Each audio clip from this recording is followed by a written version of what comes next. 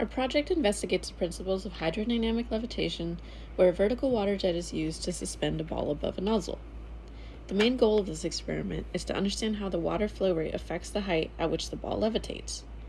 To keep the investigation controlled, we used a ball and nozzle with known dimensions and varied the water flow rate. Therefore, our independent variable was the water flow rate, and our dependent variable was the levitation height of the ball. We also went ahead and determined the drag coefficient throughout the experiment. Our constant variables were the ball used, nozzle used, water source, and measurement method, though we did use 2 nozzles and ran the experiment twice, as you will see later on. We expected to see that the water height would increase linearly as the flow rate increased, and that the drag coefficient would remain constant throughout. For this experiment to be possible, the water has to apply 2 forces on the ball. First, a vertical force that combats the effect of gravity and the weight of the ball, and secondly, a restorative force that acts perpendicular to the stream to keep the ball centered. The restorative force can be explained by Bernoulli's principle. Pressure differences within and around the stream cause the ball to stay in the center. Also, friction between the surface of the ball and the water can create additional stabilizing forces to maintain equilibrium and keep the ball centered. Together, these effects allow the ball to remain suspended and stable above the nozzle. The experimental setup is made up of a hose connecting a water source to the experimental apparatus to create a vertical stream that could levitate the ball. A flow meter, which is used to measure the amount of water flowing to the apparatus in liters per minute. At the end of the apparatus, there's a nozzle narrowing the stream, creating a higher velocity. The height of the ball and stream system was noted down with respect to each volume flow rate, using a ruler next to the stream and a video recorder to determine the height for each trial. We went through many nozzle and sphere combinations until we landed on the Goldilocks combination of the ones pictured. They were the only combinations that allowed variation in flow rate while maintaining a relatively stable hydrodynamic levitation. To derive a governing equation for this scenario, we use 2 facts. First, that while the ball is levitating, the drag force of the water on the ball must equal the ball's weight. And second, according to Bernoulli's principle, the flow is going to slow down as it rises in the air. Then, because the drag force is proportional to the velocity where it meets the ball, there exists some height where the ball is in equilibrium. So we combine these 2 equations, one from force balance and the other from Bernoulli, and we arrive at this expression. Then rearranging, we get a nice expression for the drag coefficient in terms of quantities that are all easy to measure in an experiment. But there's an extra factor to take into account here. Because the flow is flying through the air and not constrained to a pipe, it's actually going to get a little bit wider as it slows down.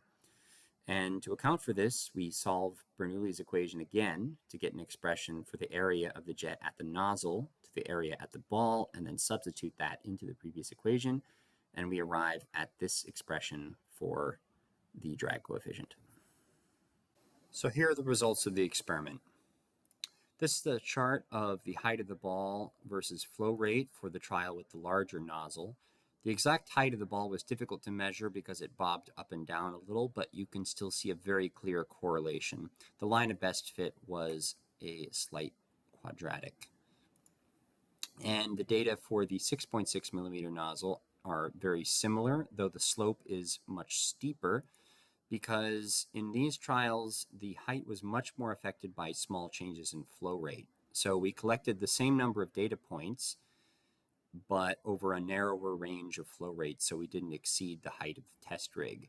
And this also shows a quadratic correlation. The drag coefficient calculated with the 8.6 millimeter nozzle is shown here. The trend is not quite horizontal, which suggests more complex physics at play. The average drag coefficient for the second formula was 0.686. However, the data with the smaller nozzle was much, much more consistent. You can see an almost perfectly consistent drag coefficient of about 0.867 across the board. When analyzing our data, the experimental results validated our hypothesis that as flow rate increased, height increased. However, while we predicted a linear trend and the correlation is similar to a linear trend, the polynomial relationship had a stronger fit, as we had previously seen. Research indicates this to be true because of factors such as wind resistance and higher pressures at higher altitudes cause the height to decrease.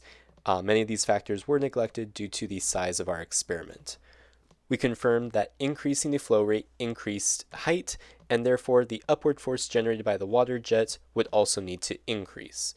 With respect to a correction factor, as flow rate increased, the system experienced a constant drag coefficient. As for potential errors that came up in this experiment, we found that it was difficult to record precise height because of the ball oscillating. This was also as a result of wind that caused the sphere to wobble left and right during testing. We also assumed that the flow meter was properly calibrated, as this was very difficult to do on our own. We also assumed that the stream was perfectly vertical and did not deviate left and right. And as we also noted, we neglected temperature and pressure effects. To summarize our report, this experiment successfully demonstrated hydrodynamic levitation, or a vertical force that countered the downward force of gravity caused by a jet stream of water. We noted that stable levitation depended on nozzle geometry, flow stability, and sphere geometry. As noted in our data analysis, our hypothesis regarding the height of the stream versus flow rate sharing and increasing in linear relationship was somewhat proven to be true. The equations for these plots are as shown here. The average drag coefficient remained constant. This was proven to be true with respect to experimental error and the assumptions regarding the limits of our experiment. We concluded that the 8.6 millimeter nozzle had a drag coefficient of 0.686, and for the 6.6 millimeter nozzle, there was a drag coefficient of 0.867, meaning a smaller nozzle had a greater drag coefficient. As for some final takeaway messages, specifically what not to do next time, well, we experimented with multiple different spheres of different size and material. We found that spheres that were more prone to deformation were not ideal as geometric properties were not constant, as well as there were spheres that would absorb more water and that affected how the ball would hover and for how long. We found that there was a balance between sphere diameter and nozzle diameter, where large diameter spheres worked well with larger diameter nozzles and higher flow rates. We would recommend experimenting with different nozzles and spheres, where some flow rates cause the sphere to become more unstable and fall. We also recommend using a larger ruler, which would allow for more measurements to gain a better plot.